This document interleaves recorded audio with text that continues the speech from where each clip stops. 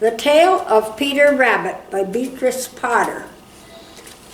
Once upon a time there were 4 little rabbits, and their names were Flopsy, Mopsy, Cottontail, and Peter. They lived with their mother in a sandbank underneath the root of a very big fir tree. "Now, my dears," said old Mrs. Rabbit one morning, "you may go into the fields or down the lane, but don't go into Mr. McGregor's garden. Your father had an accident there. He was put in a pie by Mrs. McGregor. Oh my God, that wouldn't be much fun. Oh, bye-bye. Okay, now run along and don't get into mischief. I am going out." Then old Mrs. Rabbit took a basket and her umbrella to the baker's. She bought a loaf of brown bread and 5 currant buns. I'll get away from that a little bit. Okay. Flopsy, Mopsy, and Cottontail were very good little bunnies. They went down the lane to gather blackberries. But Peter, who was very naughty, ran straight away to Mr. McGregor's garden and squeezed under the gate. First he ate some lettuces and some French beans, and then he ate some radishes. And then, feeling rather sick, he went to look for some parsley. But round the end of a cucumber frame, whom should he meet but Mr. McGregor? Mr. McGregor was on his hands and knees, planting out young cabbages, but he jumped up and ran after Peter, waving a rake and calling out, "Stop, thief!" Peter was most dreadfully frightened. He rushed all over the garden, for he, excuse me, for he had forgotten the way back to the gate. He lost one of his shoes among the cabbages and the other shoe amongst the potatoes. After losing them, he ran on 4 legs and went faster, so that I think he might have got away altogether if he had not unfortunately run into a gooseberry net. A gooseberry net, oh God, and got caught by the large buttons on his jacket. It was a blue jacket with brass buttons, quite new. Peter gave himself up for lost and shed big tears, but his sobs were overheard by some friendly sparrows, who flew to him in great excitement and implored him to exert himself. Mr. McGregor came up with a sieve, which he intended to pop upon the top of Peter. But Peter wriggled out just in time, leaving his jacket behind him, and rushed into the tool shed and jumped into a can.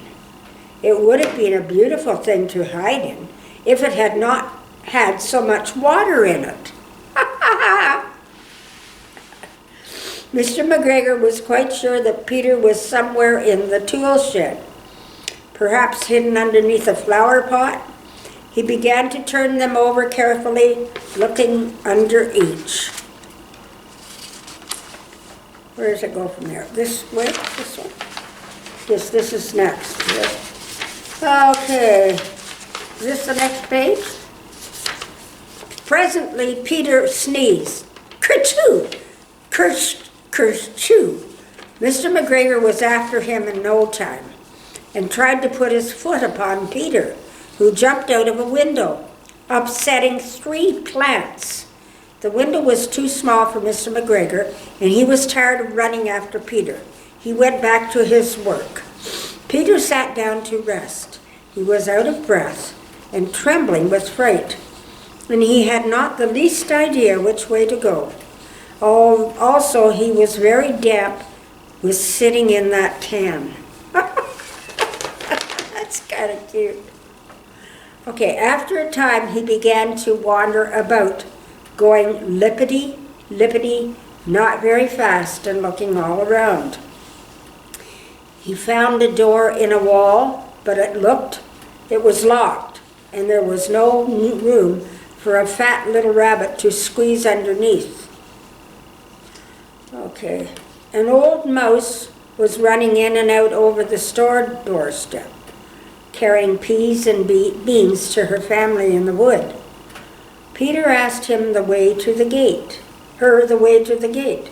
but she had such a large pea in her mouth that she could not answer. She only shook her head at him. Peter began to cry. Then he tried to find his way straight across the garden, but he became more and more puzzled. Presently, he came to a pond where Mr. McGregor filled his water cans. A white cat was staring at some goldfish. She sat very, very still, but now and then the tip of her tail twitched as if it were alive. Peter thought it best to go away without speaking to her. He had heard about cats from his cousin, little Benjamin Bunny. Isn't that cute? He went back towards the tool shed, but suddenly, quite close to him, he heard the noise of a hoe. Scratch, scratch, scratch, scritch. Peter scuttered underneath the bushes, but presently, as nothing happened, he came out and climbed upon a wheelbarrow and peeped over. The first thing he saw was Mr. McGregor hoeing onions. His back was turned towards Peter, and beyond him was the gate. Peter got down very quietly off the wheelbarrow and started running as fast as he could go along a straight walk behind some blackcurrant bushes. Mr. McGregor caught sight of him at the corner, but Peter did not care. He slipped underneath the gate and was safe at last in the wood outside the garden. Mr. McGregor hung up the little jacket and the shoes for a scarecrow to frighten the blackbirds. Peter never stopped running or looked behind him until he got home to the big fir tree.